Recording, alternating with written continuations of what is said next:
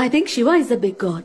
ఆయన భార్య చనిపోయిన తర్వాత ఆవిడ భుజాల మీద వేసుకుని ఇండియా అంతా తిరిగి తిరిగి వచ్చాడు కదా. ఏ దేవుడు తన భార్య చనిపోయిన తర్వాత సామాన్య వ్యక్తిలా ఎత్తుకుని తిరుగుతున్నాడో ఆయనలా దేవుడు అవుతాడో చెప్పు. చెప్తా విను. దక్షుడు కూతురు దాక్షాయన్ని శివుడు వివాహం చేసుకుంటాడు. ఒకరోజు అగ్నిదేవుడి యాగం చేస్తుండగా దక్షుడు ఎంటర్ అవుతాడు. అతన్ని చూసి అందరూ గౌరవంగా నుంచుంటారు, ఒక శివుడు తప్ప. అది మనసులో పెట్టుకుని శివుడి మీద ప్రతీకారంతో దక్షుడు ఒక యాగం మొదలు పెడతాడు. ముల్లోకాల్లో దేవుళ్ళందరికీ ఆహ్వానం పంపిస్తాడు. తన కూతురు దాక్షాయని ఇంకా శివుడికి తప్ప తన తండ్రే కదా అని పిలవకపోయినా యాగానికి వెళ్తుంది. శివుణ్ణి ఎందుకు ఆహ్వానించలేదని నిలదీస్తుంది. అప్పుడు దక్షుడు శివుణ్ణి కించపరిచే విధంగా మాట్లాడతాడు. పులితోలు కప్పుకునేవాడు, కపాలాల మాల ధరిస్తాడు, శ్మశానంలో నివసిస్తాడు, అలాంటి వాడిని ఎందుకు ఆహ్వానిస్తానంటాడు. ఇది విన్న దాక్షాయని, నా భర్తని అవమానించిన వాడి కూతురుగా నేను ఈ లోకంలో ఉండను. ఈ శరీరంతో ఈ లోకంలో తిరుగుతుంటే దక్షుడు కూతురు దాక్షాయని అని పిలుస్తారు. ఆ పిలుపు నాకు వద్దు. ఇంకో జన్మెత్తి శివుణ్ణి మళ్లీ వివాహం చేసుకుంటా అని మంటల్లోకి వెళ్లిపోతుంది. ఇది తెలిసిన శివుడు రుద్రుడు అవుతాడు. చలనం